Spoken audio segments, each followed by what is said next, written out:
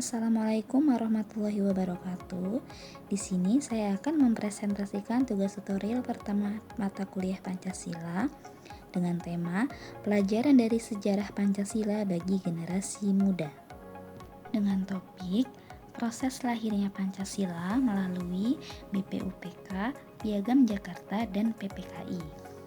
Pancasila adalah dasar negara Indonesia yang lahir melalui proses panjang dan melibatkan banyak tokoh penting.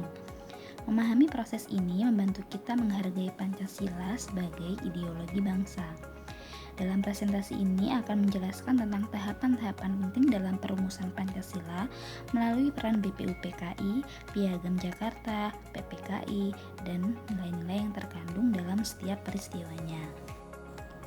Pembentukan BPUPKI. BPUPKI dibentuk pada tanggal 1 Maret 1945 oleh pemerintah Jepang sebagai upaya menarik simpati bangsa Indonesia. Tujuannya untuk merumuskan dasar negara, menyusun rancangan undang-undang dasar, dan mempersiapkan kemerdekaan Indonesia. Sidang pertama BPUPKI dilaksanakan pada tanggal 29 Mei sampai 1 Juni 1945 yang membahas tentang rumusan dasar negara.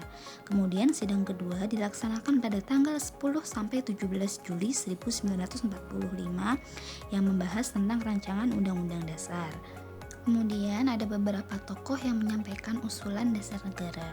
Yang pertama, Muhammad Yamin mengusulkan 5 dasar negara secara lisan dan tertulis, termasuk peri kebangsaan, peri kemanusiaan, peri ketuhanan, peri kerakyatan, dan kesejahteraan sosial.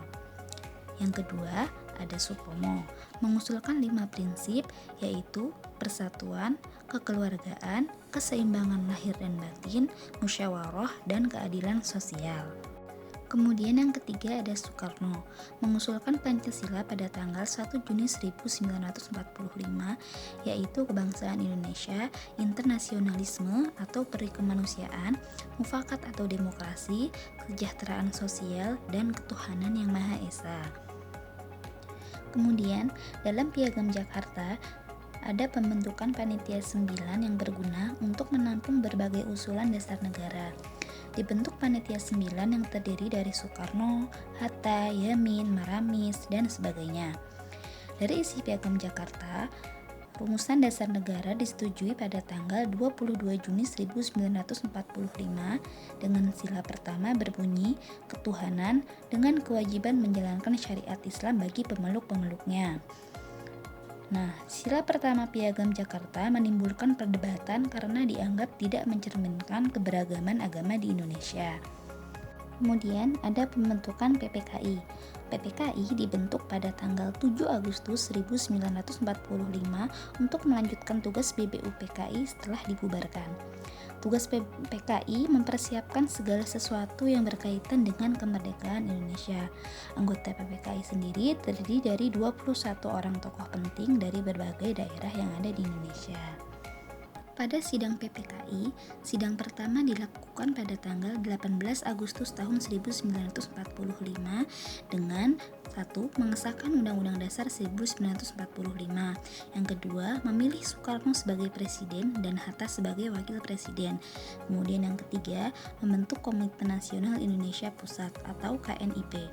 Kemudian sidang kedua dilaksanakan pada tanggal 19 Agustus 1945 dengan bahas pembentukan kementerian dan pembagian wilayah Indonesia. Kemudian sidang terakhir dilaksanakan pada tanggal 22 Agustus 1945 yang membahas tentang pembentukan Komite Nasional, Partai Nasional Indonesia, dan Badan Keamanan Rakyat. Kemudian terdapat perubahan pada sila pertama yang diusulkan oleh Hatta. Atas usulan dari berbagai pihak, Hatta berhasil meyakinkan tokoh-tokoh Islam untuk mengubah sila pertama Piagam Jakarta menjadi ketuhanan yang Maha Esa. Alasannya untuk menjaga persatuan dan kesatuan bangsa Indonesia yang beragam agama dan kepercayaan. Nah, makna perubahannya menunjukkan semangat toleransi dan kompromi dalam mencapai kesepakatan bersama demi bangsa Indonesia. Selanjutnya, nilai-nilai yang terkandung dalam peristiwa tersebut yang pertama yaitu musyawarah dan mufakat. Dalam proses perumusan Pancasila menunjukkan pentingnya musyawarah untuk mencapai mufakat dalam perbedaan pendapat. Kemudian yang kedua, toleransi. Perubahan sila pertama mencerminkan nilai toleransi dan penghargaan terhadap keberagaman agama dan kepercayaan. Kemudian yang ketiga, persatuan dan kesatuan. Semangat untuk menjaga persatuan dan kesatuan bangsa di atas kepentingan golongan. Kemudian yang keempat, demokrasi. Keterlibatan berbagai tokoh dan kelompok dalam perumusan Pancasila menunjukkan semangatnya demokrasi. Kemudian yang kelima, keadilan sosial. Tujuan utama dari Pancasila adalah mewujudkan keadilan sosial bagi seluruh rakyat Indonesia. Kemudian, pelajaran apa sih yang dapat kita ambil dan bagaimana nilai itu masih relevan bagi generasi muda saat ini? Dari peristiwa tersebut, kita dapat mengambil nilai penting tentang semangat perjuangan, persatuan, dan tanggung jawab terhadap bangsa.